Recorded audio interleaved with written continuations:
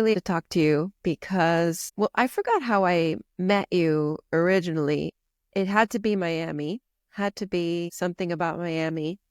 And then later, I want to say like just 2 years ago, I started getting back into wanting to really do this with retreats. And I go on YouTube and I'm looking up retreats and I see Michelle Villalobos and I'm like, oh my God, I didn't even know that this was like a huge part of what you do.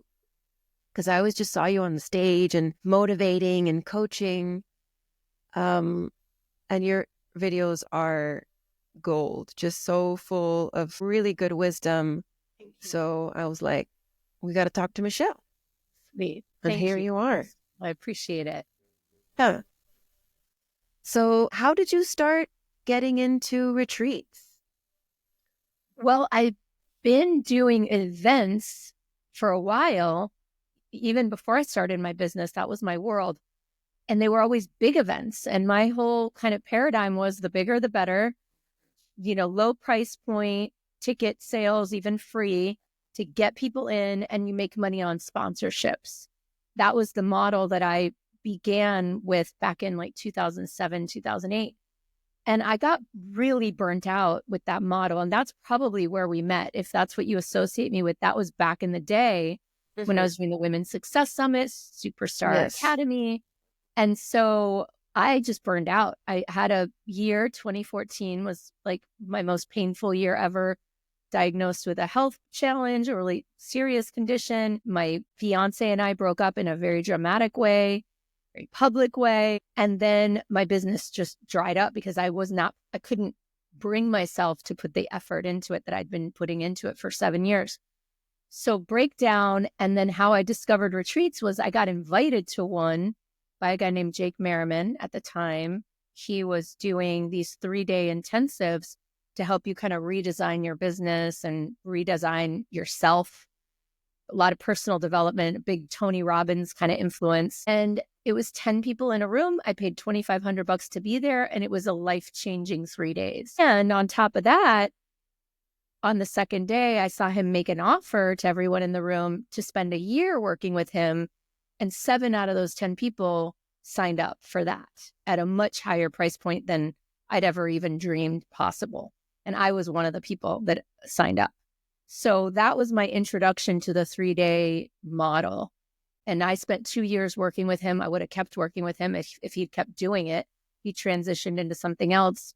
So, I had a life-changing transformation over those 2 years of working with him. And I basically decided to emulate his model because it was so powerful for me. And that's how it all got started. Yeah, that's always how people get started. They attend a retreat. They feel the transformation themselves and they're just like, wow. And especially you, that you're business minded, you probably saw that and you were like, what? We are going to do this. Okay. That's exactly what I was like. I'm trying to sell $200 tickets to 400 people when I could sell, and the math doesn't exactly work out, but I could totally sell 10 people at 2,500. And that was the big breakthrough I had. It's like, why am I trying to serve this mass market that takes so much work, requires these huge venues? Yeah. So I just flipped the model on its head completely. I like that. And I also like that the retreat you attended was more, you mentioned helping you with your business, but also there's this factor of like personal development and motivation, but it wasn't yoga. It was because a lot of people have that common misconception that all retreats are just yoga and wellness. And I do think that they're all wellness, but there's a lot of things that you can be like financially well, wellness in your business, wellness in relationships. So yeah, I really like that example. Yeah. Well, Jake woke me up, honestly. I was really resistant to what I called at the time, the woo-woo stuff. I remember before that work, I was just very derisive of all of that, the inner work. I was like, it's all about strategy.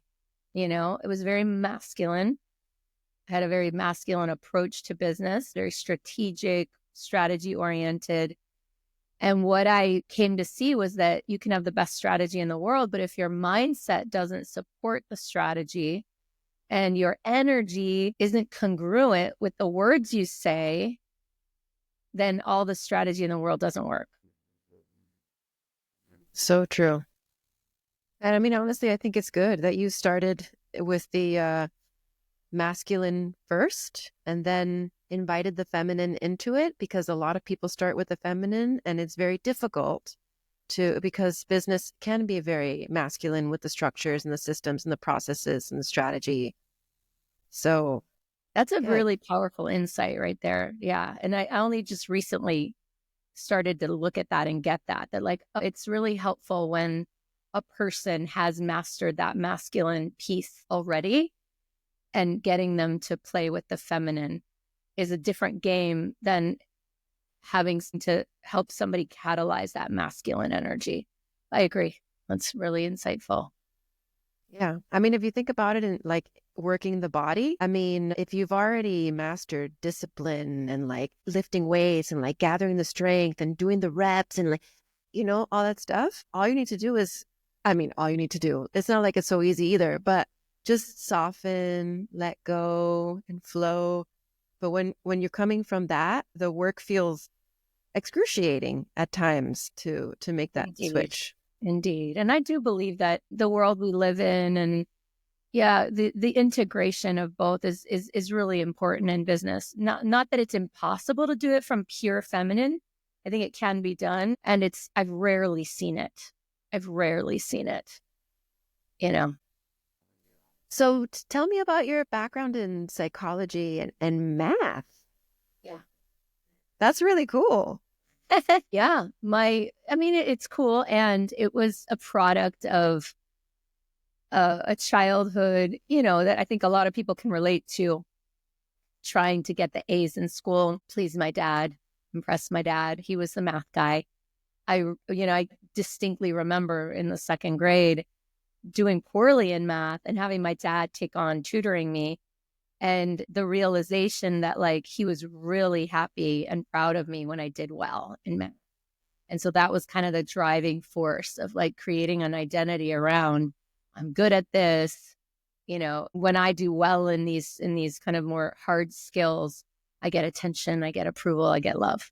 So that was kind of what drove that, not a true love of mathematics. And I'm super grateful because it did build in me an ability to create and leverage structure, system, formulas, things like that, models. Yeah. And then the psychology piece is kind of obvious. Like I'm fascinated by humans and by my own humanity and how I human and how other people human, and the kind of core belief that we are all completely unique, and there are themes and patterns and rhythms that we can see over and over again. Like the both and of that is really fascinating to me. That also fascinates me. I love psychology and neuroscience and everything having to do with the brain and human behavior and just like, why? Why do we do what we do? Yeah. And how does it work? Yeah. So how do you think math has supported your financial piece in running a business? Yeah, I think that there's definitely something to be said for not being afraid of numbers, not having any sort of story that I can't handle it. I actually think it's pretty easy, and, it gets mystified by people. And, there's a barrier sometimes that people think, oh, I'm not good at math. Okay, I'm not good with money. That it's a false equivalency. And, people do believe that. So I'm grateful that I never felt like less than in the world of numbers and statistics and finance and things like that. So I think that is helpful. And I think it's a lot easier than people think it is. You don't need to do, multivariable calculus in order to be able to manage your money well, Yeah. and sales and marketing and all that. I know you coach a lot of people, and for retreats, is our finances or money managing something that comes up often? Yeah.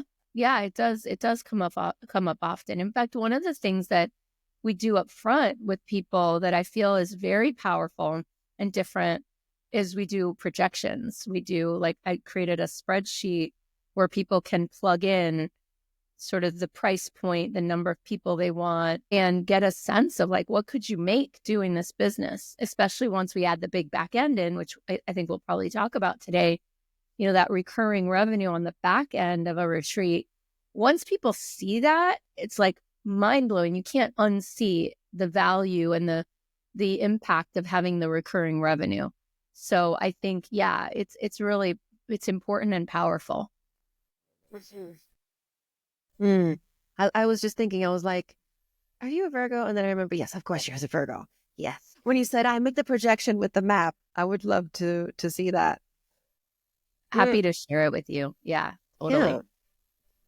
So can you share a pivotal moment when you realized the power of retreats for messengerpreneurs? So what is a messengerpreneur?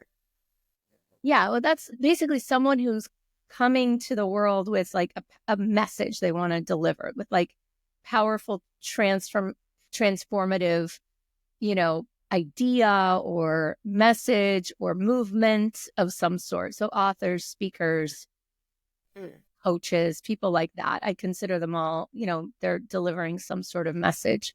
So I mean, I think that obviously the first time that I realized the power was seeing it alive in my own business and seeing how my business transformed with the addition of this model.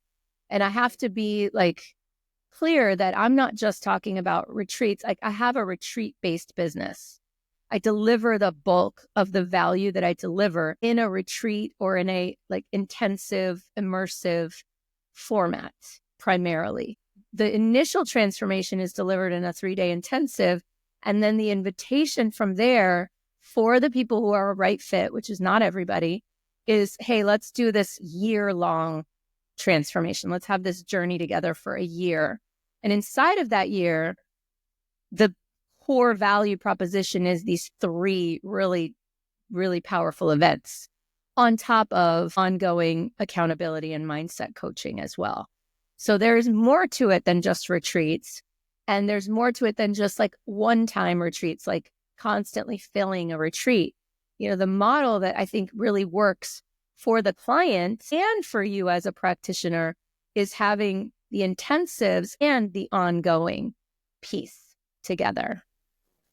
So it's like an ecosystem that feeds each other and it's just constantly moving. The chi is moving. Yeah. Yeah. And so there's, the intensive is where people have big breakthroughs, big ahas, big upgrades. And then there's sort of a settling period. And then there's the maintenance, chop wood, carry water, right? Like keeping it going. And then boom, another breakthrough, a settling, and going. So I think that that's what makes the model so powerful, that there's that continuity piece from a transformation perspective for the client, and also for you from a financial perspective and a business sustainability perspective. There's like these influxes of cash, which is great. And then there's the ongoing piece as well, which is very powerful, especially for the feminine to relax, right? And breathe. Mm-hmm. Yes. So I want to ask you a question because I mean, different strokes for different folks, just putting that out there. Totally. But I was watching one of your videos where you mentioned, you could make a retreat in some, not so desirable office conference room in a random place. And it's not about that. It's about the transformation that people are going to get from being in that space with you. And I've heard lots of other perspectives on like, you need to go to a place where people want to be traveling to, or like you need to be this super famous, well-known person in order for some situation like that to even move the needle. So, I mean, what are your thoughts? Yeah. Yeah. I really think that, like you said, you open with different strokes, right? And I think that that's fundamental. I have a phrase that I picked up somewhere: you do you, boo. And it's just, I use it a lot because in my community, I see people doing it all sorts of different ways. I've got people that are taking people on these wild adventures to other countries. And I have people who are doing a virtual 3-day transformation on a computer. Like, there are so many ways to deliver transformation. I think the core question is, what feels energy rich for you? Like, what do you feel good delivering? Like, how do you want to do it? How does your heart want to lead? And it can also evolve and change over the years. Like, I started with a 3-day model in a windowless boardroom at the Mayfair Hotel in Miami that cost me $500 a day, which was a lot of money at the time for me. All the way to like hosting it in fancy hotels in a big, beautiful room with ocean views or bay views, and, you know, in Coconut Grove, spending 15 or 20,000 on that room, all the way to today, we lead that same 3-day breakthrough intensive online. So it really, I always say sell the promise, not the production, because ultimately I think that's where your attention needs to be, is on the transformation, on the promise.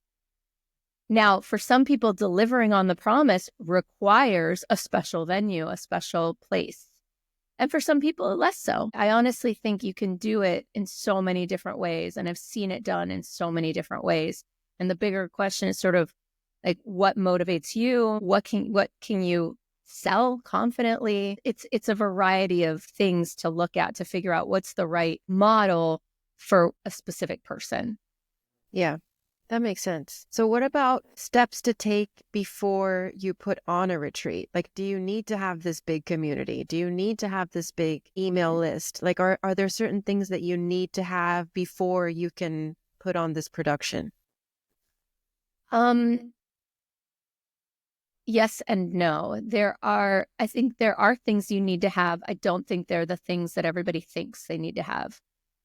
Let me start with the question about, do you need a big list? No. Does it help? Definitely. It definitely makes it easier if you have a following of people who trust you, like you, know you, are interested in working with you. So I call that situation one where you have pent up demand. And that definitely makes things easier. So speakers that are in front of audiences on a regular basis, that's awesome. People who've built up a social media list or community, amazing. I had a client once who was in the food freedom space. So she worked with people with eating disorders and things like that. She was a coach. And before she came to me, she spent a year on Instagram just adding value, connecting with people, building an audience of 50,000 people. So when she launched, she was able to make sales right off the bat. So it's very helpful, and it's fantastic. And I've also seen people who have nothing, no community, no list, and they've built it up. And generally that takes a little longer, you know? And I always say this model is not well served if you're in a desperate situation, meaning if you're in the kind of situation where you have to fill a retreat in order to eat or to make money, I don't think that's a great energy to come from in building a retreat, because that kind of energy puts you into like pressure mode. And I feel that pressure mode is antithetical to the kind of energy you want to be leading a retreat from. Yeah. You know, ultimately, you know, in the whole coaching space, pressure mode, I think it's a detractor, because you want to be in a leadership of trust situation with clients. So if there's any energy of manipulation or forcing or pushing, I think that makes leadership a lot harder and makes the trust piece, impedes that trust piece. I like to say how you sell is how you serve, and how people buy is how they behave. So how you sell is how you serve. Like if you come into the sales process with a lot of high pressure tactics and like typical old school sales, yeah, you might get the retreat participant, but will you be able to lead them in a true transformation? And will there be that trust to buy into that long-term relationship? Maybe, but I think it makes it harder. Yeah, definitely. I was just visualizing someone like super high energy and like trying to get you in and then you get to the retreat and all of a sudden there's somebody completely different. Yeah, And that's then you're not like, how. who are you? You did Right. not. Yeah. Yeah, I like that. And what was how they buy is how they behave?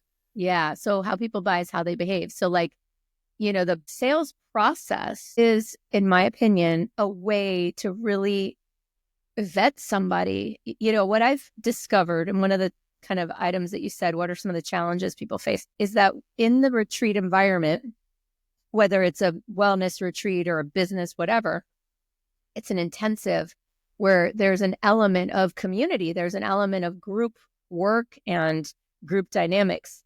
And what I've discovered is that the old adage is absolutely true, that one bad apple spoils the bunch. And so that's another reason that you can't come at this model with a lot of desperate energy, because you'll sell anybody and you could end up with a bad apple in the room. To me, the sales process, the purpose of it is to check for alignment, to see if it's a fit. And I had to learn this the hard way many times over. If someone's not a great fit, if you're not sure, you're better off not enrolling them. So again, that desperate energy, that I need to make the sale energy, is counter to what you actually need in terms of bringing together a really optimal group of souls to do the work together. Yes. And I'm shaking my head over here because I know that song. I heard it play out too. And I've learned my lesson. Like desperation is not a place from which you want to plan anything really. Anything really. I say energy precedes outcomes, and that Yeah. whatever energy you're running, whether people are conscious of it or not, it's creating the reality around us. Life is organizing to the energy that we're coming from. So yeah, it's worth it to do it from an energy of like spaciousness, grace and ease, inspiration, creativity, love, all of that. Yeah. And you can feel it. Mhm. So what would you recommend people do beforehand so that they don't build a retreat in that desperate space? Yeah, that's a great question. I mean, I would say, yeah, have something that's already kind of funding you or supporting you, so you don't feel like this has to work or else.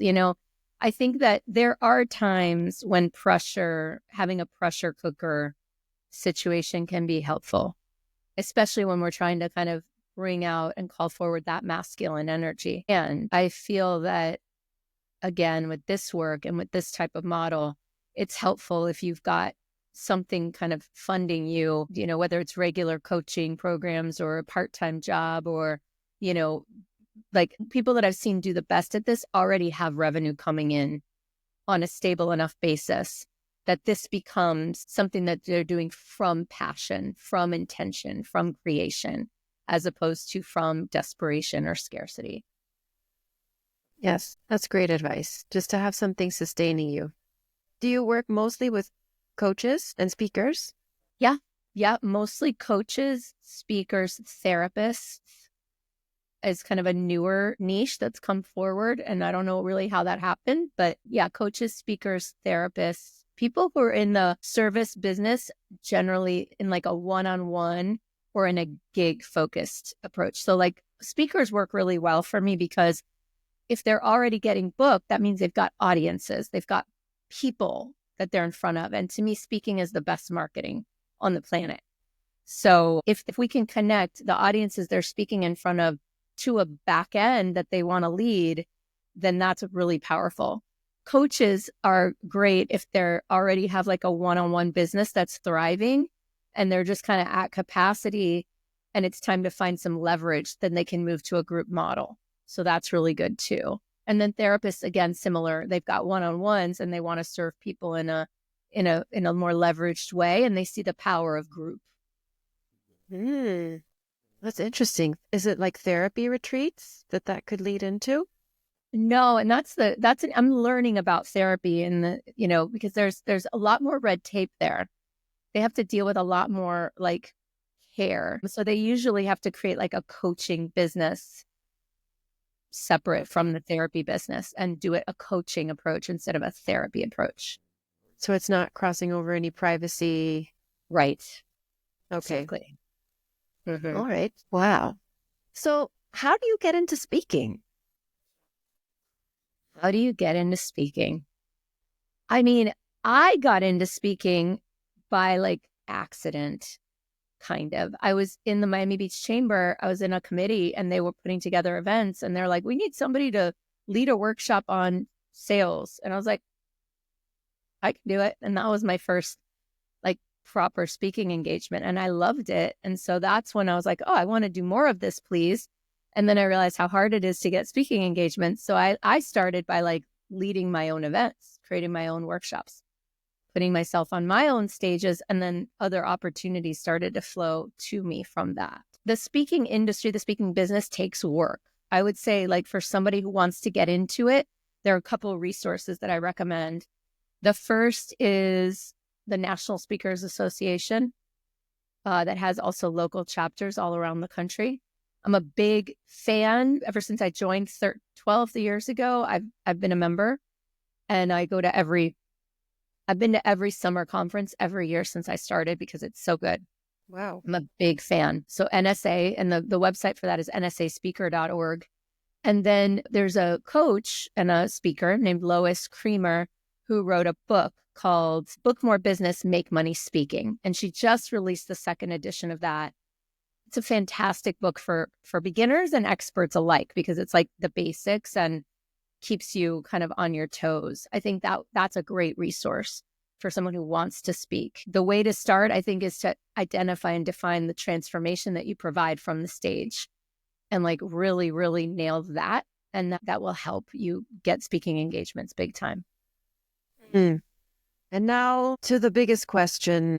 I mean, I'm sure there's others in here, but I'm just thinking that was the perfect segue into a lot of us have trouble figuring out what that is, like how we do that. Even if other people can see it and they don't tell us, they just keep it to themselves, But how do you pull that out of people? Yeah, I mean, it's funny because that's how I got my start. The first retreats that I did and the speaking that I used to do, if you recall, was personal branding.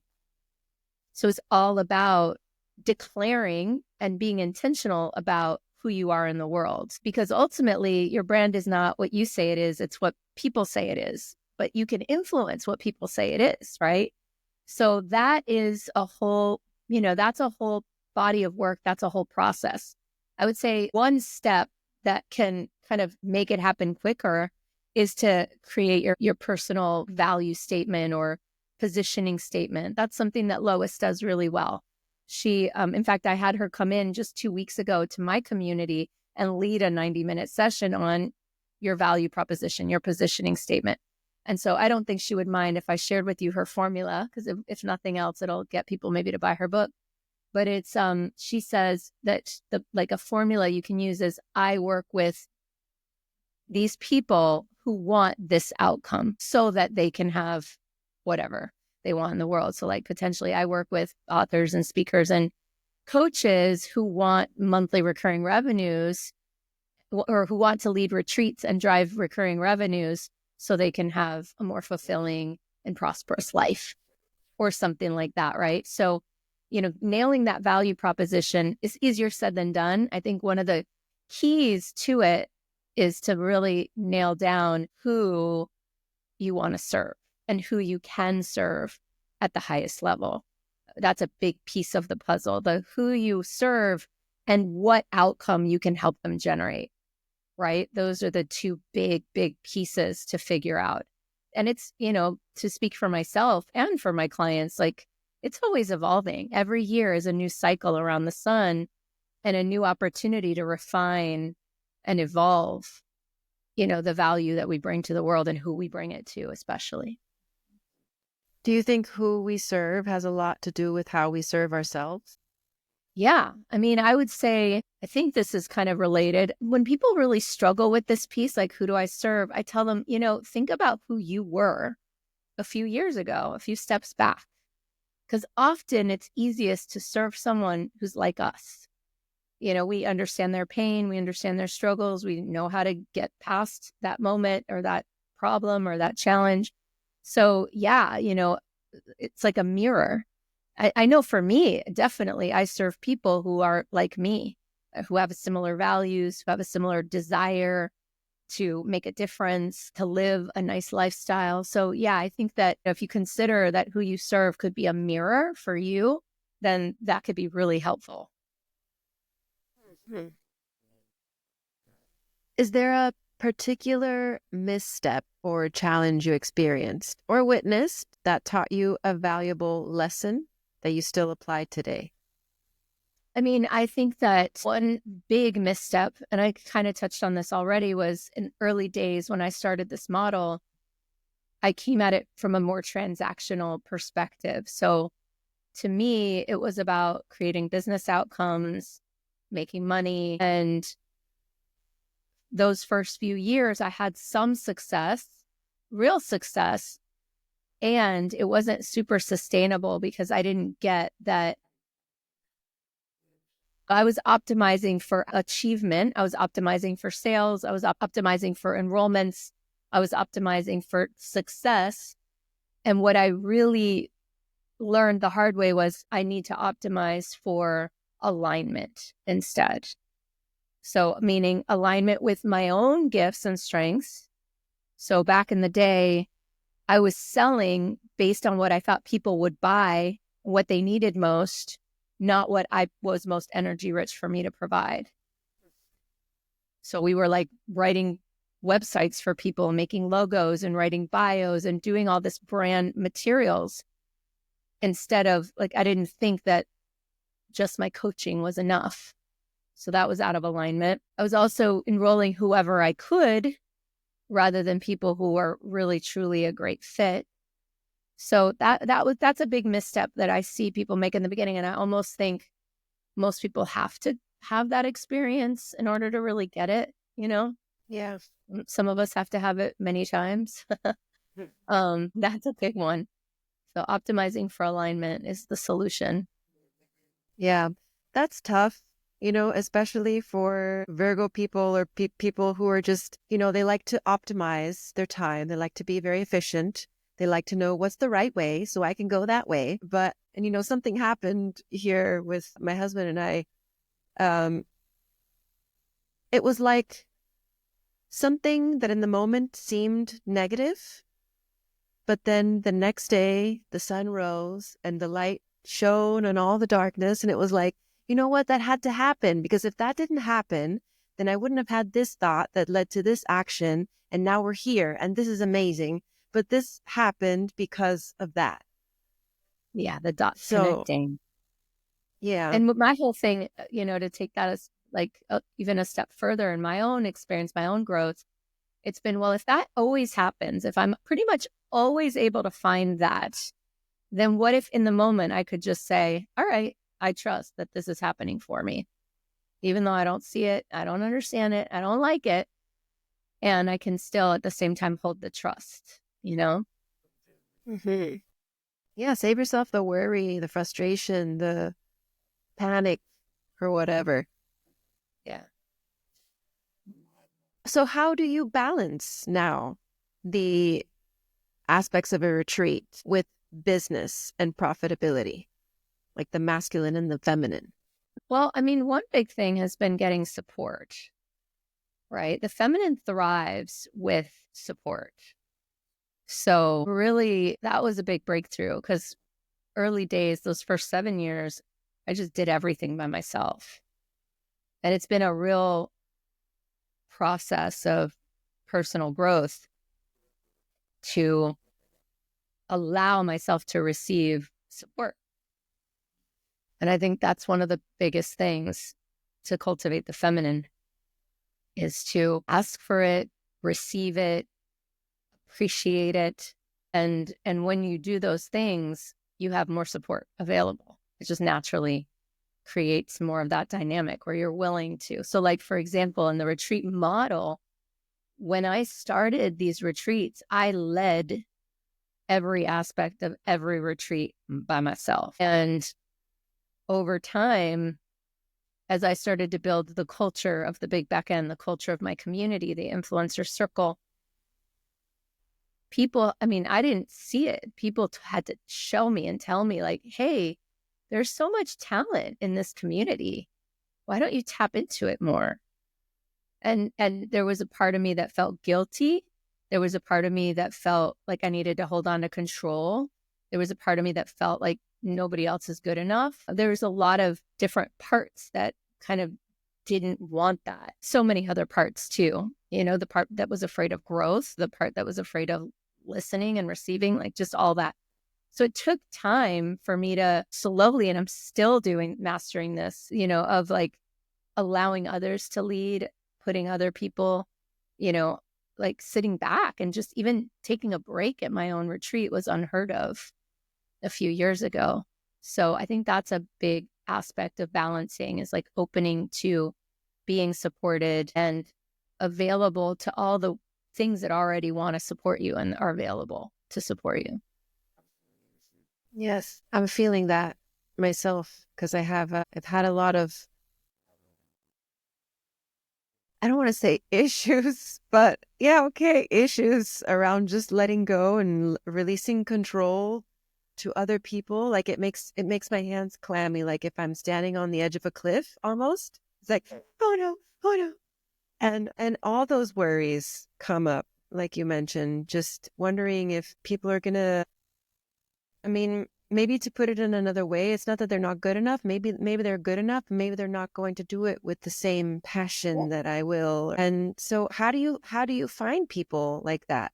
How have you been able to find, or have you been able Yeah. to find? Yeah. Oh yeah. It's optimizing for alignment.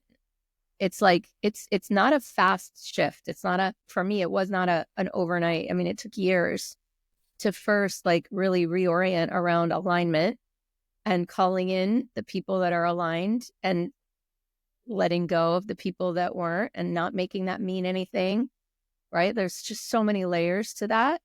And then on top of that, trusting that the aligned people have value and calling that forward and inviting them to be seen and to participate and to support and help. There's a lot to that. A lot to that. Yeah. So tell me more about the back end and your community. Yeah. So since that very first retreat, I have made an invitation on the second day, which is what I think works the best in a 3-day format. Made an invitation for people to have a conversation with me about working together for the whole year and being part of the community. So ever since the first retreat 10 years ago, that retreat 10 years ago, last November, I got one enrollment. Her name's Leanne, and she's still in the community today. So that's 10 years of being a client. However, after her, for like 4 years, I retained people short term, but nobody else.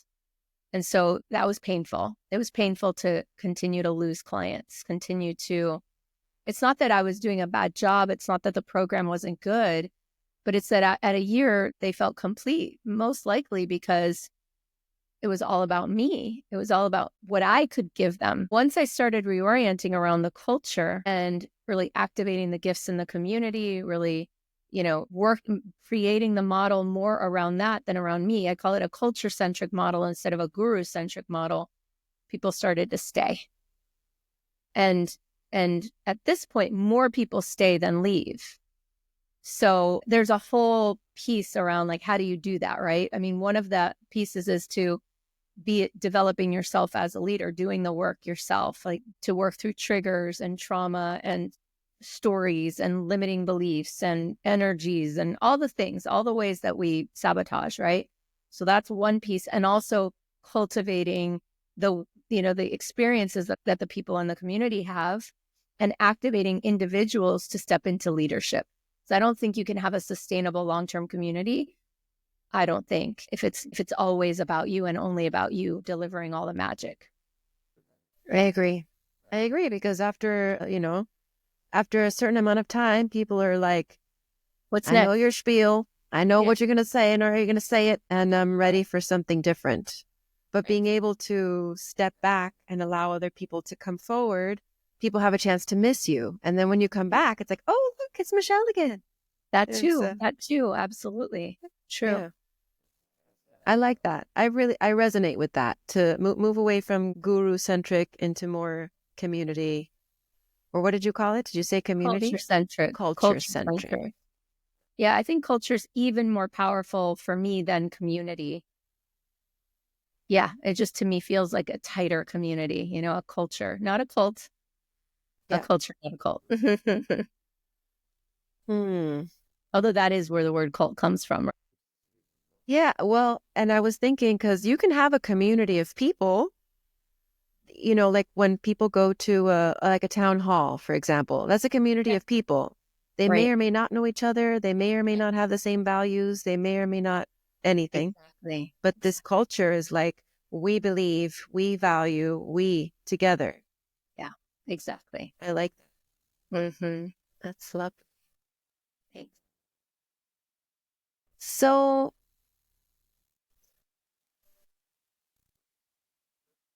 okay, I'm just going to ask it how it is here. I'm trying to like reword it, but so many coaches and experts are missing out on this revenue stream, thinking retreats aren't their thing. And I've spoken to a few people on this channel who their focus is on marketing or SEO or something like that. And I'm like, you could have a retreat. And they're like, I never thought of it. But Mm-hmm. it's why do you believe that any subject matter expert can leverage retreats? I mean, I think if you deliver a powerful, compelling, valuable outcome, there's always a group of people, I believe, that are willing to pay to do it fast and to do it intensely and to, you know, like people want to write a book and they don't do it. You know, they spend months and years like talking about it, thinking about it. You provide a 3-day program where they're going to map it out, title it, do all the chapters, yada, yada. That's very powerful outcome. And people will invest money to do something in I think, a pressurized container.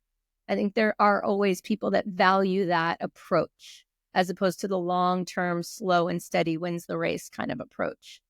And I think that almost any type of business problem can benefit from focus without distractions, like away from your normal environment, like blinders on, roll your sleeves up and get to work kind of an approach. I think almost anything benefits from that, whether it's like your mindset, your intimate relationships, your business planning, your marketing, like there's really nowhere where creating that intense focus and intention in a powerful container with really excellent leadership where it doesn't work. I can't think of any. Mm-hmm. And the human component, because I've taken so many courses online. I mean, the top tier of the courses, right? Where you're supposed to get personalized attention. And maybe you get into the group and you're there as a group, but you're behind a screen and you don't really get that one-on-one time that you can get at a retreat when you're there the whole day and you have these little moments to connect. Totally. And then a lot of the things that you were mentioning, like marketing, setting up your business, writing a book, that shit is hard. And you don't want to do it alone. And Right? when you can do it with Right. other people who are in the grind there with you, Yeah. it's just easier and it's There's more a field. fun. There's a field that gets created. It's like that adds energy, right? Like there's a field that there's magic in that. Absolutely. 100%. I feel that every time we do a 3-day business breakthrough program and I'm always amazed by it. And I've done it like 50 times and I can't believe I'm still amazed by it. But every time I'm like, that was magical. There were things that happen and breakthroughs and ideas that like, there's no way that would have happened solo or one-on-one, you know? Yeah. And the friendships. That too. Because oftentimes when you're just doing something just online and you don't have a chance to meet, you feel very alone. And, like maybe you have people that you know around you, but they're in otra onda, like they're on another Another way of wavelength. saying And then you get to be in this group of people that are on the same track. And you're like, wow, other people like me, and that's just totally. so, it hits different. Absolutely. Yes. So, how do you ensure consistent revenue and repeat attendees? Well, so a lot of ways. I mean, the consistent revenue, repeat attendees. Number one is at every retreat, I make the invitation for the 1-year program. And pretty much without fail, except for one retreat over the last 10 years, we've always enrolled people into that 1-year program. So that's like consistently making the invitation, holding the space for people to come in to the 1-year program. That creates that recurring revenue, because as long as I'm hosting 3 events a year, I've always got people cycling in. Another way is to retain people when they come to the end of that first year. There's a re-enrollment process, conversation, and the re-enrollment period is a 2-year renewal. So that's pretty unusual. I remember when I came up with it with my coach at the time, I was like, can I do that? That's wild. Like, it was sort of like very trepidatious. Back then, I even had a 1-year option and a 2-year. And a lot of people consistently chose 2 years. And I found that the people that chose the 1-year were less committed. So I did away with it for alignment purposes, right? So that's another way, is holding that standard of commitment. I get a lot of people who are triggered by the idea of making people make a commitment. And it sounds usually something like this, like, well, I'm going to let people come and go as they please. Like, I don't want to force people to have to work with me. If it's not working out for them, then they should be able to leave. Fine. And in coaching, things get hard. Like, we're making people step up and level up, and that's uncomfortable. And it is almost always going to lead to moments of being like, I want out if you're doing a good job. So my whole thing is, yeah, you're committing to this, because my requirement is that for alignment purposes, if you're going to do this and I'm going to put my time into you and we're going to introduce you to this community that I've built that's very valuable to me, that I honor and that's sacred, you're going to commit and you're going to lean in when it gets hard. And that's what having agreements does. And so I used to really kind of shy away from it, feel bad about it, feel guilty about it, be uncomfortable. And now I've done the work enough to like stand in that as that's the truth for me. It's like, I want to work with people who are absolutely committed. And the more committed you are, the better your outcomes are going to be. So by holding a high standard there, I get better people who get better outcomes. So that's a big thing for people. And I know it was a trigger for me. How else do we have the consistent revenue and get people to come back? Oh, if someone is not ready to commit to Influencer Circle, which we don't do any like high pressure tactics or any of that, cool with it. If they're not ready, but they know it's a right fit for them, I'll just re-enroll them in a future retreat so that they can have the option again sometime in the future. And how do you keep your retreats fresh so that, or are you constantly, I guess this is one of the questions I had, like, how do you keep your retreats fresh so the people who have already been to it want to go to the next and want to go to the next and like that? Well, that's the beauty. The business breakthrough is the one that's the same each time. And the way it's structured, it's not me delivering content. So it never gets repetitive, because it's not a teaching retreat. It's not a teaching intensive or event. The teaching is in some of the prep work. People can do the prep modules if they want to learn. But the work of the retreat is to roll up your sleeves. And, there's anytime someone is evolving, particularly each year, right? There's a new iteration of us that comes online, can be anyway. Then they're a different person and they're working on a different idea or a different thing or an evolution of the model or of their business, of their positioning, right? So they can just do it again and again and again, and it's always going to be different. And because of the constellation of humans is always different, the event is completely different each time, even if it's the same structure. And I recommend that, so that you iterate a model, a process, a journey, if you will, that you take people on. That's how you keep it simple. So you're not reinventing the wheel each time, and you deliver new results each time. Okay. I could talk to you forever. I really love talking to you. Oh. But I'm gonna ask you one more question. And there's so many here to choose from. So I'm gonna look and then I'm gonna feel. Yeah, let's do this one. I would say, what message do you want to leave with coaches, authors, influencers about embracing retreats as a powerful avenue? Um,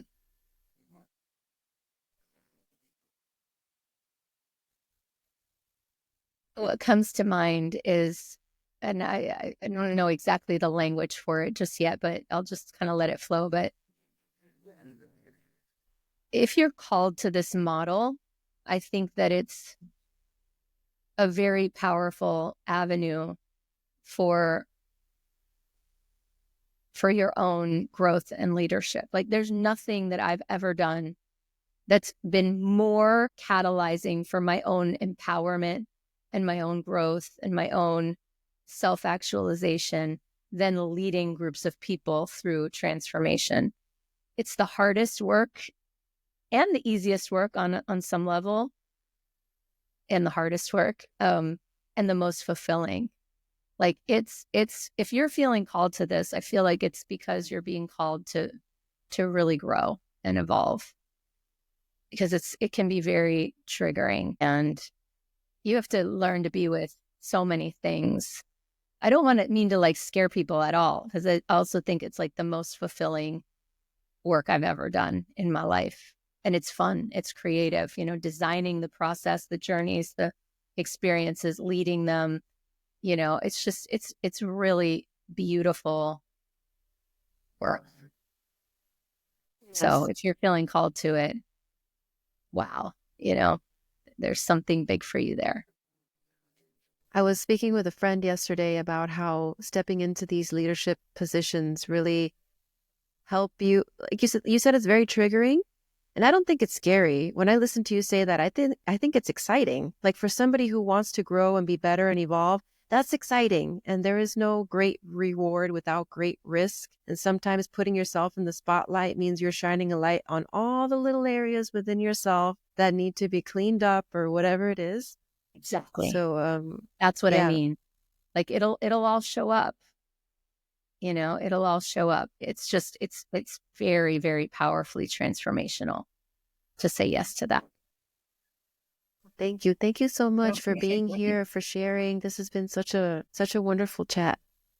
Oh, it's my pleasure. Thank you. I'm honored that you asked, and I've enjoyed it. Thank you for asking such powerful, insightful questions and giving the space for a really rich and deep conversation. Thank you.